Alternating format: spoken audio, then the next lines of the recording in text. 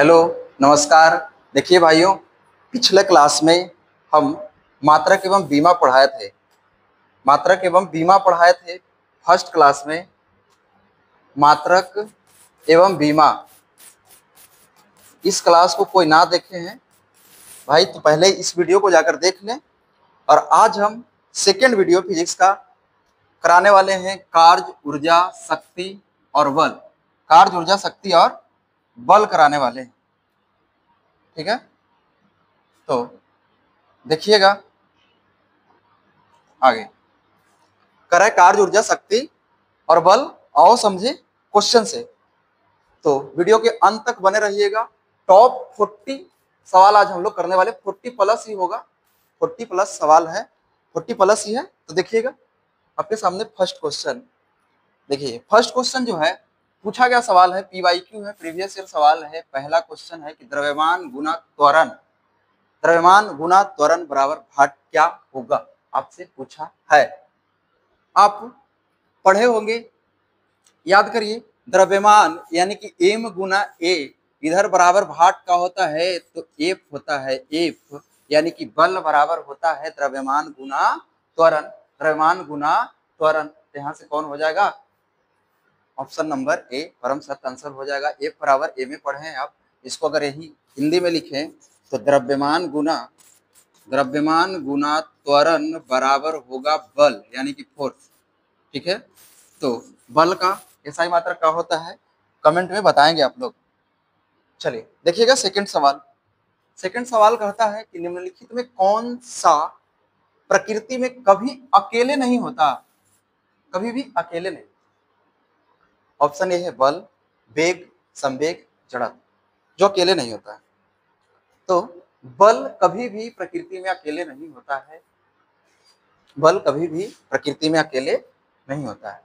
तीसरा सवाल देखिएगा, कह रहा है नेक्स्ट सवाल कि किसी वस्तु के जड़त्व की माप की इकाई निम्न में से कौन सा है। भी पूछा गया सवाल है, जड़त्व किस वस्तु का कौन सा इकाई है। जड़त्व द्रव्यमान, जिस वस्तु का जितना अधिक द्रव्यमान होगा उस वस्तु का जड़त्व उतना अधिक होगा। जड़त्व दो प्रकार के होते हैं, फर्स्ट को कहते हैं विराम का जड़त्व और सेकंड को बोलते हैं गति का जड़त्व। और न्यूटन के प्रथम गति नियम को जड़त्व का नियम भी कहा जाता है और गैलीलियो का नियम भी कहा जाता है। इसको आप ध्यान में रखेंगे। ठीक है, जड़त्व का नियम भी कहा जाता है और गैलीलियो का नियम भी कहा जाता है। आगे 4 नंबर सवाल है, वीडियो को अंत तक बने रहेंगे। फर्स्ट टाइप पर से लेकर के कार्य ऊर्जा शक्ति का क्वेश्चन लेकर के अंतिम न्यूमेरिकल तक के सवाल है। करें कि समय के साथ विस्थापन में परिवर्तन की दर को क्या कहा जाता है। आरआरबी ग्रुप डी में पूछा गया सवाल, समय के साथ विस्थापन में परिवर्तन की दर को क्या कहा जाता है। समय के साथ विस्थापन में परिवर्तन, तो समय के साथ विस्थापन में परिवर्तन की दर को वेग कहते हैं। और वेग का एसआई मात्रक जो होता है मेरे दोस्त भाई मीटर प्रति सेकंड होता है। तो यहीं से आप लोग बता दीजिए कि त्वरण का एसआई मात्रक क्या होगा। तो त्वरण के जो एसआई मात्रक होता है मीटर प्रति सेकंड स्क्वायर होता है। तो आप लोग कमेंट में बताएंगे कि ऋणात्मक त्वरण को क्या कहा जाता है। ऋणात्मक त्वरण को क्या कहा जाता है, जिनको पता है बताएंगे ऋणात्मक त्वरण को क्या कहा जाता है। ठीक है भाई, आई होप आप लोग यहाँ तक बातें समझ गए होंगे। कह रहा है आगे कि यदि कोई गतिमान वस्तु समान समय अंतराल में असमान दूरी तय करती है तो इसे क्या कहा जाता है। आरआरबी ग्रुप डी में ये भी पूछा गया सवाल है मेरे भाई, PYQ है, प्रीवियस ईयर क्वेश्चन। तो देखिए एक चीज बताते हैं, इसको याद रखिएगा। जब असमान दूरी तय करे तो असमान गति, और जब समान करे तो समान गति। याद रखिएगा, समान करे तो समान गति, असमान दूरी तय करे तो असमान गति। आसानी से याद रखिएगा। ठीक है मेरे भाई, चलो आगे। 6 नंबर सवाल है, यहाँ खाली स्थान है कि वह भौतिक राशि जो कभी ऋणात्मक नहीं हो सकती, यानी जिसका मान कभी भी निगेटिव में नहीं आता है। और एक ऑप्शन तो ये नहीं होगा, जैसे त्वरण क्यों नहीं होगा, त्वरण के बारे में अभी हमने बताया था, त्वरण के बारे में अभी हमने बताया कि ऋणात्मक त्वरण को क्या कहते हैं, कमेंट में बताइए, इसका मतलब कि त्वरण ऋणात्मक होता है, ये तो ऑप्शन होगा नहीं भाई साहब। वह भौतिक राशि जो कभी ऋणात्मक नहीं होता वो है दूरी, यानी कि डिस्टेंस। अब जब भी दूरी तय करते हैं, चलते हैं, किसी भी दिशा में तय करें, मीटर में, किलोमीटर में, कुछ में, तो कुछ ना कुछ दूरी डिस्टेंस का मान आता है, कभी भी ऋणात्मक नहीं होता। दूरी का मान कभी भी निगेटिव नहीं आएगा, दूरी हमेशा पॉजिटिव होता है मेरे भाई। तो याद रखेंगे, दूरी जो डिस्टेंस होगा वो हमेशा क्या होगा, पॉजिटिव में होगा, निगेटिव नहीं होगा, ऋणात्मक नहीं होगा। आगे सवाल है 7 नंबर सवाल, ये भी पूछा गया सवाल है कि समय के साथ किसी वस्तु का वेग दिखाने वाले ग्राफ को क्या कहते हैं। क्या है, देखिएगा आसान तरीका, पिछला वीडियो में भी बहुत सा हमने एकदम इजी से सोल्व करने के लिए क्वेश्चन बताए हैं। टाइप 1 इसका जाकर देख लेंगे, जो ना देखे हैं फिर से हम रिपीट कर रहे हैं, टाइप 1 वाला जो वीडियो देख लेंगे जाकर। मात्रक एवं बीमा के बारे में उसमें बताया गया है, और पी वाई को भी सवाल है, और ऐसे भी प्रैक्टिस वाले सवाल हैं। तो यहाँ भी देखिएगा, समय और वेग को दिखाने वाले तो कहेंगे वेग समय ग्राफ, समय और वेग को दिखाने वाले तो कहेंगे वेग समय ग्राफ। क्या कहेंगे, वेग समय ग्राफ कहेंगे उसको, वेग समय ग्राफ कहेंगे, ठीक है। चलिए, तो आगे वाले सवाल आगे देखेंगे, 8 नंबर सवाल देखेंगे। कह रहा है कि वेग और समय के गुणनफल को क्या, वेग और समय का गुणनफल क्या प्रदान करता है। वेग और समय के गुणनफल क्या प्रदान करता है, वेग और समय को गुणनफल क्या प्रदान करता है, तो समय नहीं होगा, ठीक है, ठीक है। वेग और समय के गुणनफल, विस्थापन, डिस्प्लेसमेंट, दो बिंदुओं के बीच की न्यूनतम दूरी को विस्थापन कहते हैं। तो वेग और समय के गुणनफल को क्या कहते हैं, दूरी कहते हैं। क्या कहते हैं, दूरी कहते हैं। क्या कहते हैं भाई, दूरी कहते हैं। तो आगे सवाल है 9 नंबर सवाल कहता है कि एक उतराव में हमेशा बचत की जाती है। बिहार दरोगा में पूछा गया सवाल, यहाँ टाइपिंग वाले भैया से मिस्टेक हो गया है, यहाँ लिखना था टकराव। एक टकराव में हमेशा बचत की जाती है, तो टकराव में किस चीज का बचत की जाती है, तो टकराव में हमेशा संवेग का बचत रहता है। संवेग संरक्षण के सिद्धांत यही कहता है, टकराव था, इस सवाल में टकराव लिखना चाहिए था, टकराव।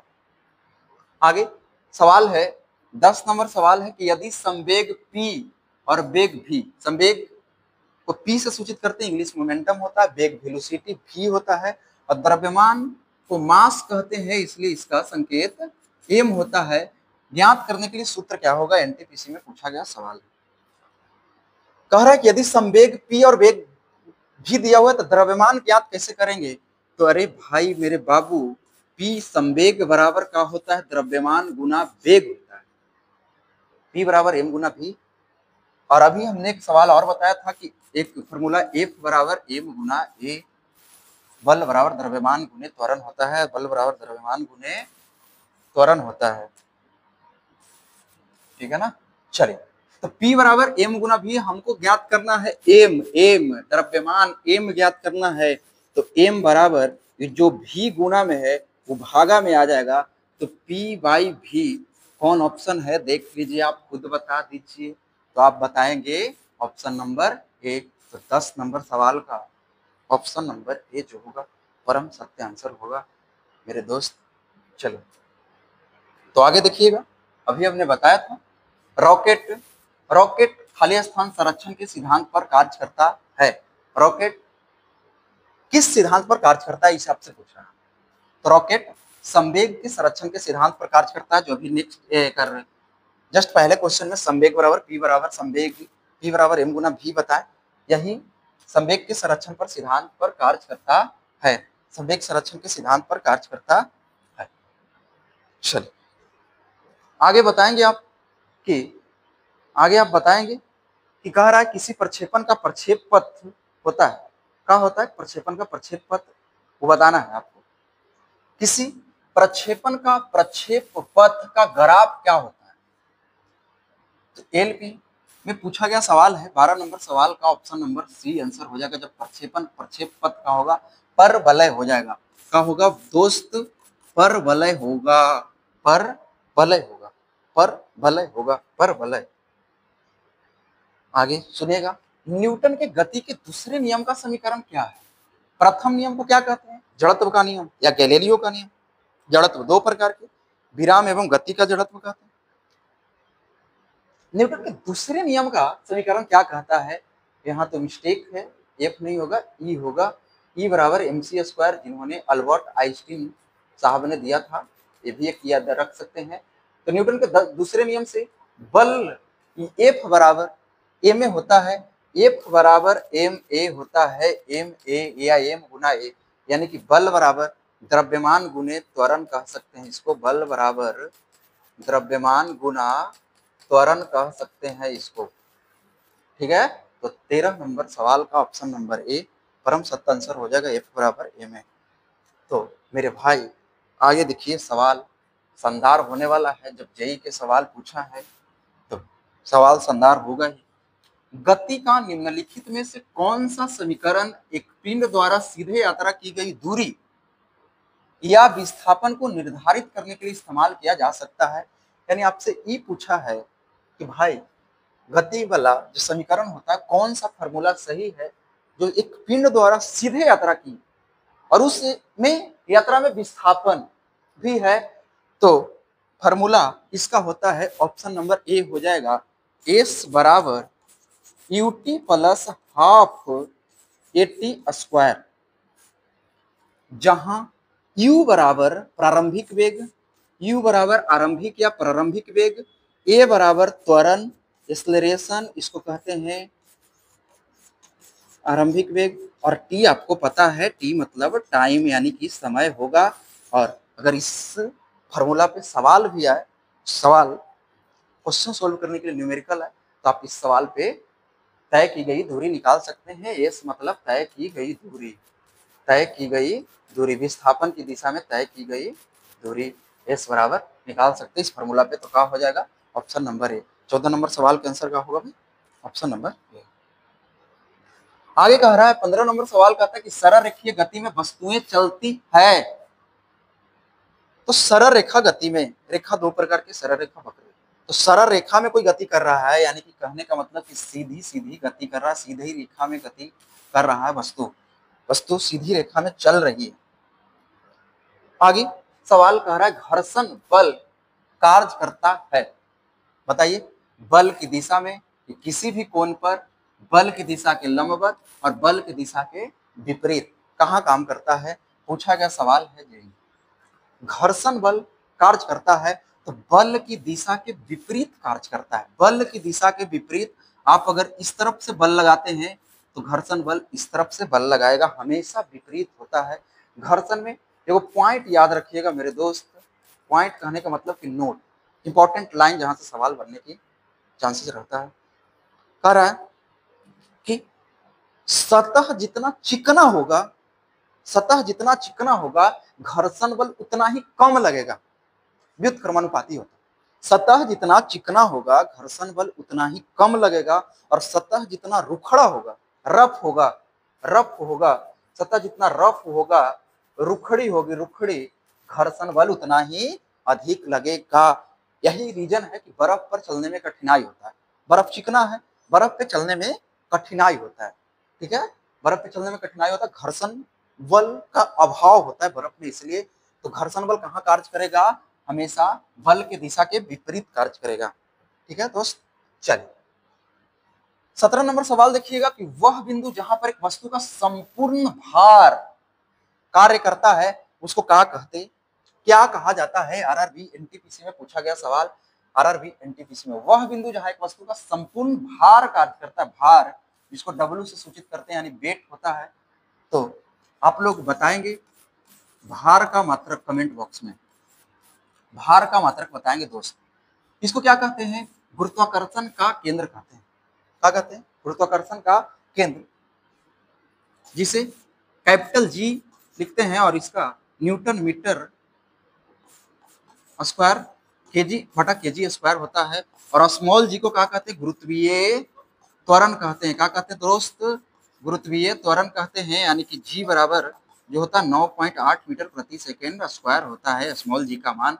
याद रखिएगा इसको, ठीक है। तो वह बिंदु क्या हो जाएगा? ऑप्शन नंबर डी हो जाएगा परम सत्य आंसर इस सवाल का। चल 18 नंबर सवाल का था कि डेयरी में प्रयोग किए जाने वाले दूध से क्रीम को अलग करने की प्रक्रिया, दूध से अलग करने की प्रक्रिया क्या कहलाता है? तो अपकेंद्रीकरण कहलाता है। आपसे पूछ रहा है कि डेयरी में जहां दूध का काम होता है तो दूध से क्रीम, जो दूध से मक्खन अलग होता है, उस प्रक्रिया प्रोसेस को क्या कहते हैं? तो अपकेंद्रीकरण कहते हैं। यानी ऑप्शन नंबर सी परम सत्य आंसर हो जाएगा इस सवाल का। तो आप लोग बताएंगे कि कोई वस्तु वृत्ताकार पथ पर चल रही है, इस तरह से कोई वस्तु वृत्ताकार पथ पर चल रही है, केंद्र की ओर एक बल लगता है, ये केंद्र है तो केंद्र की ओर एक बल लगता है, तो इस वस्तु में कौन सा बल लगता है? फिर से सुन लीजिए सवाल। जब कोई वस्तु वृत्ताकार पथ पर चले तो केंद्र की ओर बल लगता है, उस वस्तु में कौन सा बल लगता है ये आप लोग बताएंगे। किसी वस्तु पर लगने वाले गुरुत्वाकर्षण बल को क्या कहा जाता है? किसी वस्तु पर जो बल लगेगा उस बल को, गुरुत्वाकर्षण बल को क्या कहते हैं? तो भार कहते हैं। क्या कहते हैं दोस्त? क्या कहते हैं? भार। भार कहते हैं। भार। भार बराबर W बराबर m गुना जी होता है। इसको अगर हिंदी में आप लिखे तो भार बराबर द्रव्यमान गुना गुरुत्वीय त्वरण, द्रव्यमान गुना गुरुत्वीय त्वरण कह सकते हैं इसको। और भार का मात्रक क्या होता है दोस्त? न्यूटन। क्या होता है? न्यूटन। भार में, भार को न्यूटन में मापते हैं, द्रव्यमान को किस में मापते हैं? केजी में। अब आप लोग बताएंगे कि दोनों में बदलता कौन है? भार बदलता है जगह के हिसाब से, स्थान के हिसाब से, कि द्रव्यमान बदलता है? कमेंट बॉक्स में बताएंगे। स्थान के हिसाब से भार बदलता है कि द्रव्यमान बदलता है? इसको आप लोग लिखेंगे। चलिए तो आगे कह रहा है कि यदि 25 केजी के द्रव्यमान वाली कोई वस्तु 8 मीटर प्रति सेकंड के स्क्वायर समान त्वरण के साथ गतिमान है तो वस्तु द्वारा लगाया गया बल ज्ञात करें। वस्तु द्वारा लगाया गया बल ज्ञात करें। बल पूछा है तो भाई ऐसे सवालों को सोल्व करने के लिए देखिएगा क्या दिया है, निकालेंगे। यानी कि द्रव्यमान दिले है, द्रव्यमान को सूचित करते हैं एम से, तो एम बराबर है 25 केजी और मीटर प्रति सेकंड स्क्वायर के समान त्वरण से, यानी कि त्वरण दिया है 8 मीटर प्रति सेकंड स्क्वायर एक्सीलरेशन दिया है। ठीक है। तो अभी हमने पिछला क्लास में, अभी पीछे वाला क्वेश्चन में, सॉरी क्लास नहीं, क्वेश्चन में हमने बताया था, जो सवाल था कि न्यूटन के द्वितीय गति के नियम से कौन सा समीकरण निकलता है, तो बताया था F बराबर एम ए।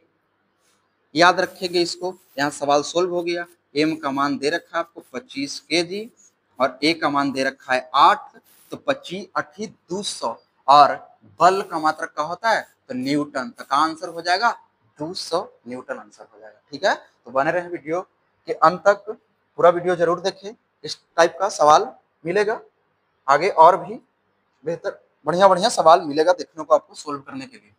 देखिए जैसे नेक्स्ट सवाल कह रहा है कि यदि किसी वस्तु का भार 200 न्यूटन है, ठीक है, उसमें बल पूछा था, अब ये आपसे द्रव्यमान पूछा है। देख लीजिए इसमें बल निकालने के लिए था कि लगाया गया बल वस्तु पर कितना है, यहाँ है कि भार दे दिया है 200 न्यूटन और द्रव्यमान आपसे पूछा है। द्रव्यमान आपसे क्या किया है? पूछा है। तो अभी यही क्लास में हमने बताया था भार बराबर द्रव्यमान गुना जी, यानी कि जी मतलब गुरुत्वीय त्वरण।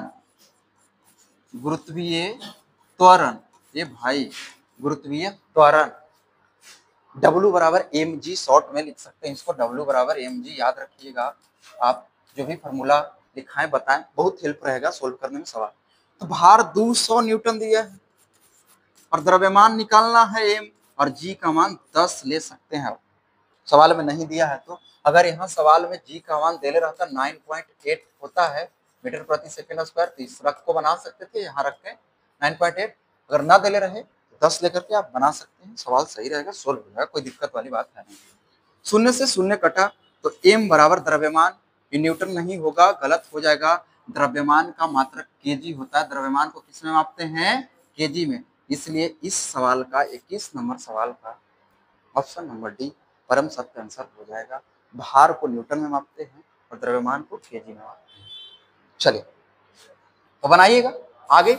यदि 10 केजी भार की साइकिल जो है 20 मीटर प्रति सेकंड की गति से चलती है, पूछा गया सवाल है दोस्त मेरे ग्रुप डी में, साइकिल की गतिज ऊर्जा है, साइकिल की गतिज ऊर्जा,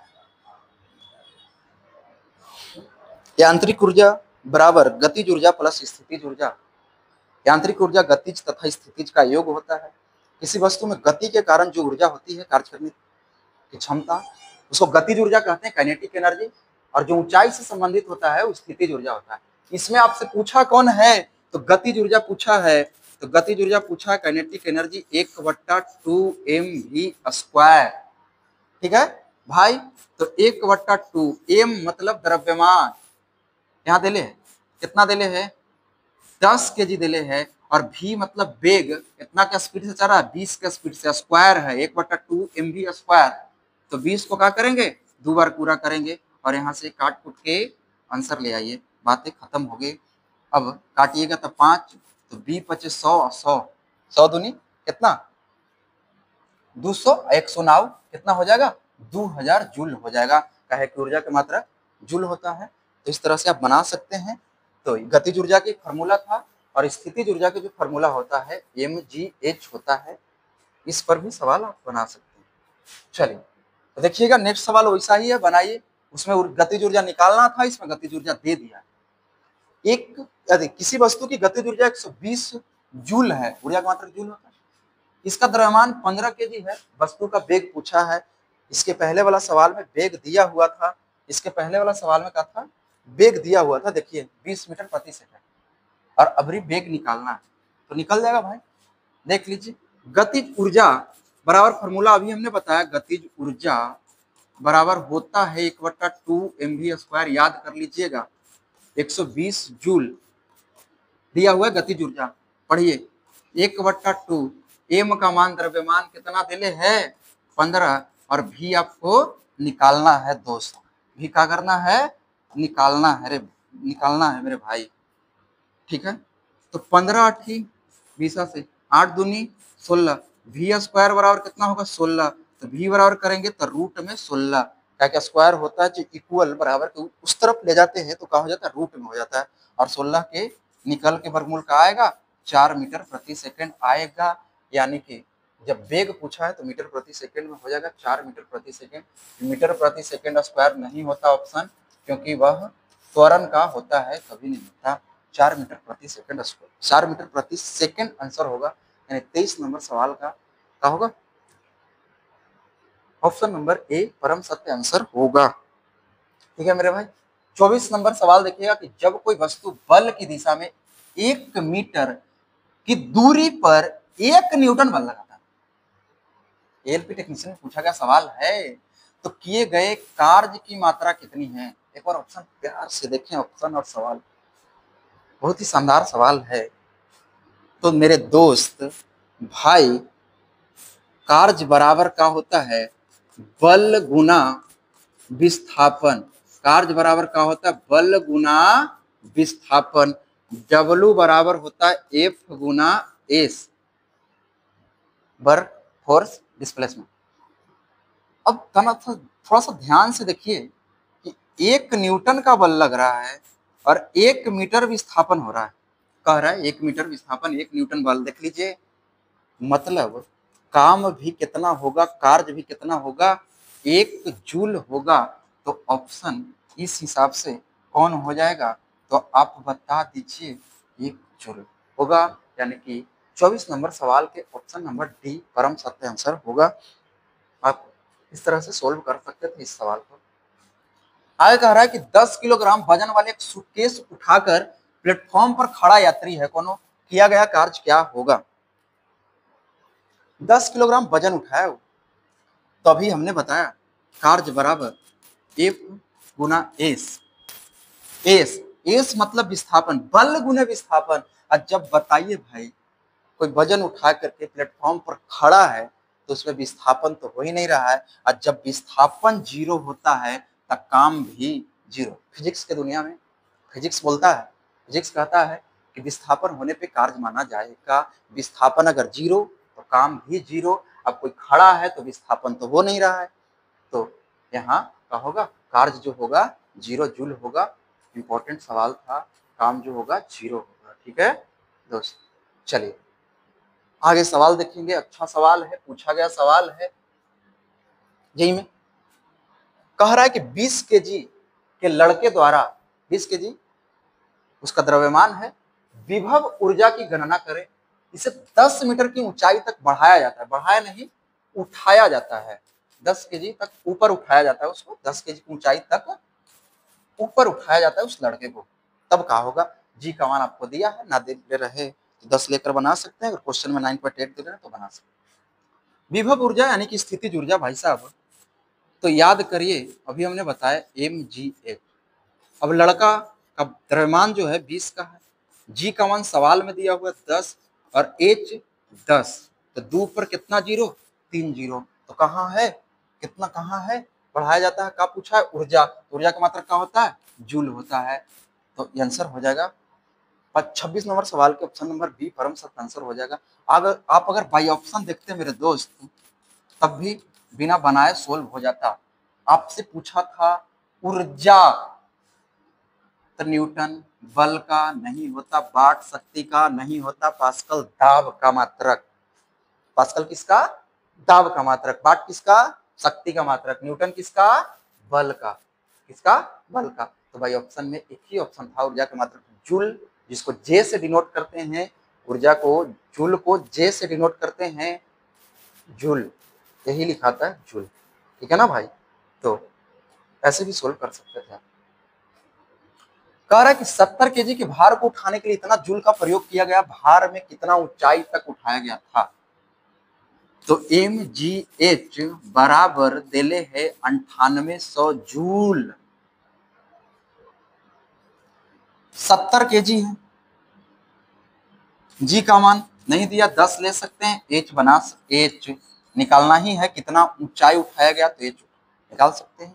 यहाँ टाइपिंग वाले भैया दो ऑप्शन एक ही दे दी है, ये मिस्टेक है भाई साहब, काहे मिस्टेक कर रहे भाई साहब टाइपिंग करने में। ठीक है ना, शून्य से शून्य कटेगा, शून्य से एक शून्य आओ काट सकते हैं, तो एक बार गौर करिए, और 14 सत्ते 98, 14 बार में 98 कटेगा 7 से, तो एच बराबर ऊंचाई मीटर में, यानी दोनों ऑप्शन सही होगा, ताकि दोनों ऑप्शन दे दिया था एक ही, तो कोई एक होगा मिस्टेक है, मिसप्रिंट है, यानी कि जो भी आंसर जो आएगा, आंसर जो आएगा वो मेरे भाई 14 मीटर आएगा, परम सत्य आंसर है। चल आगे देखिए, आई होप कि यहाँ तक बातें समझ गए थे, बोले थे कि वीडियो के अंत तक बने रहे। आगे न्यूमेरिकल मिलेगा, सवाल अच्छा अच्छा करने को मिलेगा आपको, तो आप देख सकते हैं सामने, आप सामने सामने आप देख सकते हैं इस तरह का सवाल न्यूमेरिकल वगैरह सब किए हम लोग। ठीक है ना, तो चलिए देखिएगा, एक चालक समान गति से अपनी कार को चलाता है, समान गति से 60 सेकंड में 288 मीटर की दूरी तय करता है। गति ज्ञात करना है, गति यानी कि स्पीड ज्ञात करना है भाई साहब के कार की, किस स्पीड से आप जा रहे हैं, तो 288 मीटर गए हैं आप 60 सेकंड में, आंसर जो आएगा मीटर प्रति सेकंड में, मीटर प्रति सेकंड, मीटर प्रति सेकंड ऑप्शन है। ठीक है, तो काट लीजिए, काटेंगे तो आंसर आएगा 6 चौका 24, लगभग 4 बार लग रहा है, 6 चौका 24, 24 और 6 अठे 48, हाँ ऑप्शन नंबर ए हो जाएगा 4.8। एक भी ऑप्शन नहीं था जिसमें 4 बार में विभाजन हो सकता है, इस तरह से आप एग्जाम में टाइम भी बचा सकते हैं। चलिए 30 नंबर सवाल देखिएगा कि एक ट्रॉली विराम अवस्था से 2 मीटर प्रति सेकंड के स्क्वायर त्वरण से गतिमान है। एक्सेलरेशन का मान जो दिया 2 दिया है, 4 सेकंड के बाद उसका वेग का होगा। एक बात बताइए, विराम अवस्था से स्टार्टिंग में जो है वो रुका हुआ है, विराम अवस्था में है, अस्थाई है। तो जब कोई विराम में रहेगा तो आरंभिक वेग जो होगा 0 मीटर प्रति सेकंड होगा। हाँ या ना? अब बता। और ए का मान एक्सीलरेशन जो होगा 2 मीटर प्रति सेकंड क्वेश्चन में दिया हुआ है और टाइम दिले है 4 सेकंड। तो फार्मूला लगाइए और आंसर पाइए फटाक से, कहानी खत्म है। v बराबर u प्लस ए टी आसिया, ये है फार्मूला, ये है सूत्र। तो v निकालना है, वेग निकालना है, u के मान सामने देखिए तो 0 और ए टी, ए का मान 2 और टी का मान 4, तो 4 दूनी कितना हो जाएगा 8। वेग हमेशा मीटर प्रति सेकंड में, तो 4 दूनी के 8 मीटर प्रति सेकंड हो जाएगा। आई होप आप ये बात समझ गए होंगे, फार्मूला याद रखिएगा, चुटकी में आंसर हो जाएगा। विराम अवस्था में था इसलिए प्रारंभिक वेग हमने शून्य लिया। समझ गए? तो इस टाइप का सवाल बना दीजिएगा, तो बनाइए, सामने है। इसको आप डायरेक्ट अगर पता होता कि प्रारंभिक वेग 0 होता है विराम अवस्था में, तो यहाँ जो क्वेश्चन दिले 2 मीटर त्वरण से यहाँ 4 सेकंड, दोनों को गुना करते 8 मीटर प्रति सेकंड आ जाता, आसानी से बन जाता। तो इस तरह से यहाँ देखिए तो भाई कि कोई एक वस्तु है जो स्थिर स्थिति से आरंभ होकर स्थिर यानी रुका हुआ विराम की अवस्था में 4 मीटर प्रति सेकंड के निरंतर त्वरण से स्थानांतरित होती है, स्थान चेंज होता है, विस्थापन होता है। तो 8 सेकंड में, तो 8 चौका 32 मीटर प्रति सेकंड, 32 मीटर प्रति सेकंड हो जाएगा वेग। और आप निकालना चाहें फार्मूला से तो निकाल भी सकते थे। ए बराबर 4 मीटर प्रति सेकंड स्क्वायर दिया था और टाइम जो था 8 सेकंड दिया था, तो फिर से आप बना सकते थे v बराबर u प्लस ए टी से बनाते तब भी 32 ही आता। ठीक है, तो आप सीख सकते हैं, ऐसे आसानी से सोल्व कर सकते हैं, इजी वे में सोल्व कर सकते हैं, इजी वे में। ठीक है दोस्त मेरे भाई, हाँ ये थोड़ा सा अच्छा लेवल का सवाल है, बहुत बढ़िया सवाल है, आप इंपॉर्टेंट लिख सकते हैं। हाँ, एक कार 5 सेकंड में 1 मीटर प्रति सेकंड के एक समान त्वरण, ये त्वरण है, ये टाइम है, ये ए है, चलकर 5 मीटर प्रति सेकंड से 10 मीटर गति चल रही है। तो 5 शुरू में वेग था, प्रारंभिक वेग 5, अंतिम वेग 10, अंतिम वेग क्या होगा 10 होगा। ठीक है भाई, तो जब स्थिर अवस्था में रहता है तो आरंभिक वेग 0 होता है, लेकिन यहाँ 5 से 10 हो रहा है। चलिए तो देखिए ए बराबर 1 मीटर प्रति सेकेंड और टी बराबर टाइम कितना है 5 सेकेंड टाइम है, और यू कितना दिले है 5 मीटर प्रति सेकेंड आरंभिक है, और भी कितना है अंतिम वेग 10 मीटर प्रति सेकेंड है। तो फॉर्मूला लगाइए, तय की गई दूरी, इस समय में कार द्वारा तय की गई दूरी ज्ञात करना है।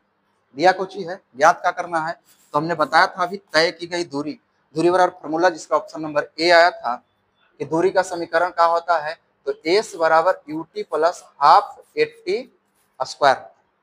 ठीक है, तो यू टी, यू का मान 5, टी का मान 5 प्लस 1/2, ए का मान, ए एक्सेलरेशन कितना दिया है 1 दिया है, और टी 5 और टी स्क्वायर है तो कितना होगा 25। मेरे भाई, मेरे बाबू, मेरे सोना, सवाल बन गया दोस्त। 5 पंजे 25, आई 25 से कम 25, 25/2 का मान कितना होगा 12.5। अब जोड़िए 5 2 7 2 1 3 37.5 मीटर, 37.5, 37.5 मीटर दूर जाएगा, कार द्वारा तय की गई दूरी होगा, तो ऑप्शन नंबर सी हो जाएगा। बढ़िया सवाल था, 32 नंबर सवाल का ऑप्शन नंबर सी आंसर हो जाएगा। देखिए वन लाइनर भी सवाल है इस टाइप में और न्यूमेरिकल भी है इस वीडियो में, तो वीडियो को पूरा देखें और शेयर करें अगर अच्छा लगे वीडियो तो, और कमेंट करें किसी तरह से नेक्स्ट फिजिक्स का नेक्स्ट पार्ट भी लाएं, कमेंट करके बताएं कि नेक्स्ट पार्ट भी लाएं जिसमें PYQ plus numerical plus MCQ वगैरह सब हो, सब तरह का हो, और इस तरह से पढ़ सकते हैं। हमने इस तरह का सवाल, ये वाला फॉर्मूला हमने आपको बताया था, आप देखिए बताया था हमने, इस बराबर U T plus half A T square हमने बताया था। देखिए देखिए ऑप्शन नंबर सा, दूरी तय करने के लिए विस्थापन के साथ यात्रा द्वारा तय की गई दूरी तय करने के लिए फॉर्मूला था, ये था, बताया था। तो इस तरह से हम लोग क्या कर सकते हैं, सवाल को बना सकते हैं भाई। ठीक है ना, चलिए तो हम लोग नेक्स्ट सवाल देखेंगे। आगे 33 नंबर सवाल कहता है कि यदि 3 सेकंड में किसी कार का वेग 5 मीटर प्रति सेकंड से बढ़कर 10 मीटर प्रति सेकंड हो जाए तो त्वरण ज्ञात करना। हल्का सवाल है, जानेंगे तो इजी सवाल है। त्वरण ज्ञात करना है, एक्सेलरेशन ज्ञात करना है। 5 मीटर प्रति सेकंड से, यानी कि u है जो 5 मीटर प्रति सेकंड प्रारंभिक वेग है, शून्य नहीं है, इसमें विराम अवस्था या स्थिर अवस्था में रहेगा तब शून्य होगा। और 3 सेकंड में टाइम जो दे रखा है, टी बराबर जो दे रखा है 3 सेकंड है। एक्सेलरेशन होता है v माइनस यू बट्टा टी, अंतिम वेग माइनस प्रारंभिक वेग बट्टा टी। तो आप बताइए ना कि कौन है अंतिम वेग। तो 10 में से 5 क्या, 5 v माइनस यू तो होगा 5, और टाइम है कितना 3, तो 5/3। ऐसा कोई ऑप्शन नहीं है, यानी कि ऑप्शन वाले भाई साहब ने फिर से यहाँ मिस्टेक किया। ठीक है, तो यहाँ 5 सेकंड था मेरे दोस्त, 5 सेकंड था, 5 सेकंड, तो 5/5 कितना होगा, 1 मीटर प्रति सेकंड स्क्वायर। मिसप्रिंट था, थोड़ा सा कॉपरेट कर लीजिएगा, देख लीजिएगा, लेकिन फार्मूला याद रखिएगा।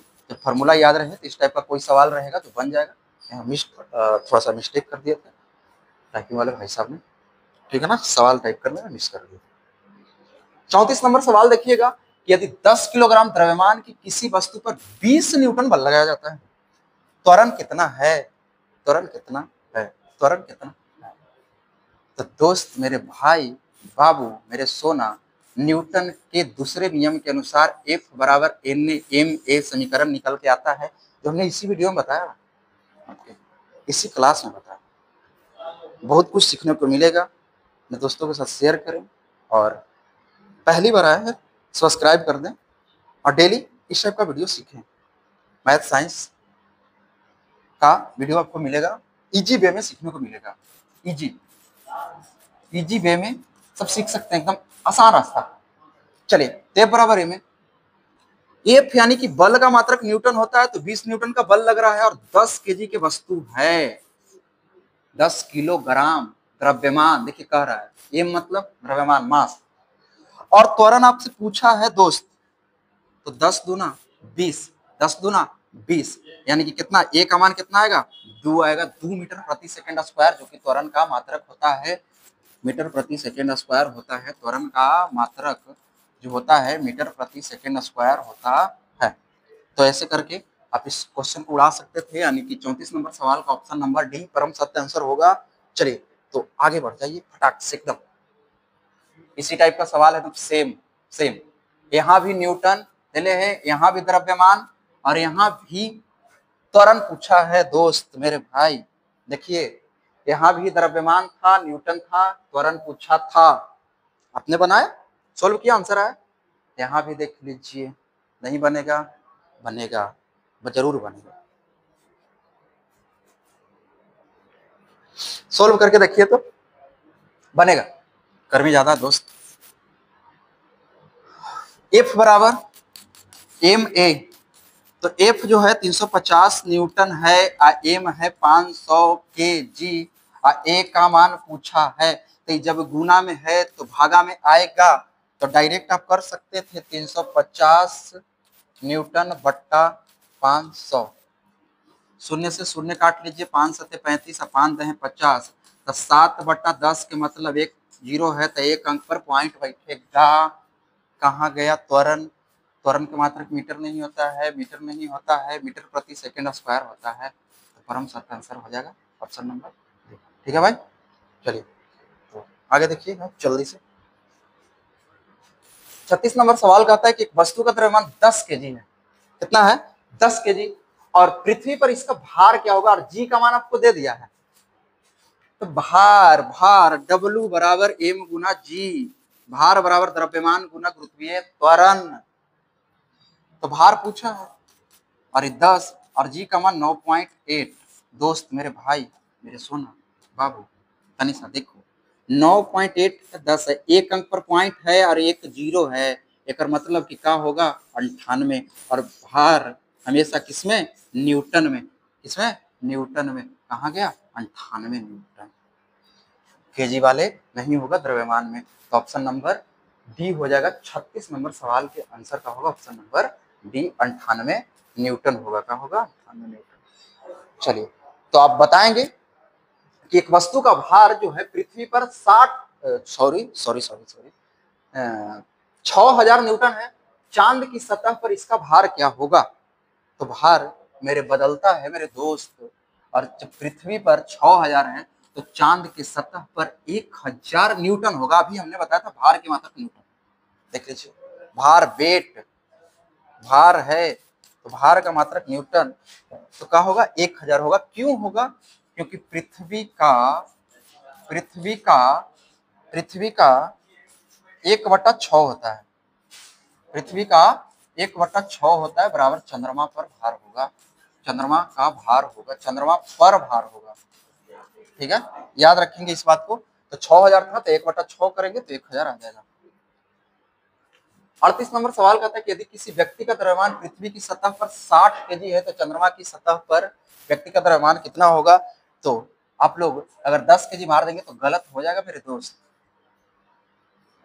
हाँ, गलत होगा, क्योंकि हमने बताया भार बदलता है, द्रव्यमान नहीं बदलता, जिसका मात्रक न्यूटन में मापते हैं। अभी पीछे वाले क्वेश्चन में बताया, देखिए 1/6 होता है, 6000 था भार, तब हुआ 1000। यहाँ द्रव्यमान कभी नहीं बदलता है, कभी नहीं बदलता है। अगर पृथ्वी पर 60 केजी है तो चंद्रमा पर भी 60 केजी ही होगा। चंद्रमा पर भी 60 केजी ही होगा। ठीक है, तो आप लोग कमेंट में बताएंगे चंद्रमा पर जी का मान कितना होता है। चंद्रमा पर जी का मान कितना होता है बताएंगे, कितना होता है। चलिए, इस तरीके से बताएंगे आप लोग। 38 नंबर सवाल का जो ऑप्शन होगा सी होगा, डी नहीं। डी वालों का चलान कट जाएगा भाई साहब। 39 नंबर सवाल देखिएगा, 37 डिग्री सेंटीग्रेड तापमान का लगभग कितना बराबर होता है? तो 98.6 डिग्री फ़ारेनहाइट के बराबर होता है। लेकिन आप बोलेगा कि तो डायरेक्ट आपने बता दिया, चेंज कैसे करेंगे हम? तो आप चेंज करने के लिए एक फॉर्मूला याद रखिए, सी बराबर C/5 F-32/9। मेरे भाई, अभी जिसको जो चीज चेंज कर सकते हैं, अगर सेंटीग्रेड में दे लिया सी का मान रखिएगा, अगर फ़ारेनहाइट में दे लिया तो एफ की जगह पर रखिएगा और क्रॉस गुना करा के निकाल दीजिएगा। इससे सेंटीग्रेड से फ़ारेनहाइट में आप जा सकते हैं, सेंटीग्रेड से फ़ारेनहाइट में जा सकते हैं, और फ़ारेनहाइट से सेंटीग्रेड में आ सकते हैं। इस फार्मूला को याद रखेंगे तो ऐसे ऐसे फार्मूला मिलेंगे यहाँ।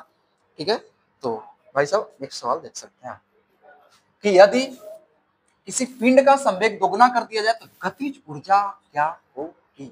गतिज ऊर्जा क्या? तो पहला बात कि गतिज ऊर्जा और संवेग में संबंध जो क्या होता है, संवेग और गतिज ऊर्जा में संबंध, गतिज ऊर्जा में संबंध याद रखिएगा, याद रखिएगा। तो P²/2m होता है। यहाँ से आप न्यूमेरिकल गतिज ऊर्जा बराबर, यहाँ से न्यूमेरिकल बनाने में भी डायरेक्ट याद कर सकते हैं। गतिज ऊर्जा अभी हमने बताया था Ke बराबर 1/2mv²।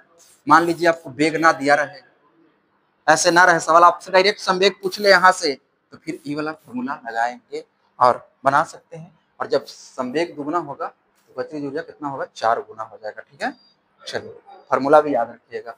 देखिएगा सवाल, यदि साइकिल की गति दुगनी हो जाए तो गतिज ऊर्जा क्या होगा? साइकिल की गति दुगनी हो जाए तो गतिज ऊर्जा क्या होगा? ये आप लोग के HW सवाल है, आप लोग कमेंट में इसका आंसर बताएंगे, और वीडियो अच्छा लगे तो शेयर करेंगे, और कमेंट में ये भी बताएंगे कमेंट बॉक्स में जाकर कि इसका नेक्स्ट पार्ट लाएं, नेक्स्ट पार्ट लाएं। इसी तरह के सवाल आज हमने देखा, पूरे 41 सवाल है, पूरे 41 सवाल देखे हमने। बोले थे 40 प्लस ही सवाल होगा, टॉप 40 प्लस सवाल होगा, जिसमें one liner, PYQ, one liner और न्यूमेरिकल वगैरह सब थे, आप देख सकते हैं। वन लाइनर भी कुछ सवाल थे और कुछ न्यूमेरिकल भी सवाल थे, इस टाइप के भी सवाल थे, और न्यूमेरिकल भी थे। ये सवाल छूट गया था क्या भाई? हाँ, ये सवाल छूट गया था, कर लीजिए।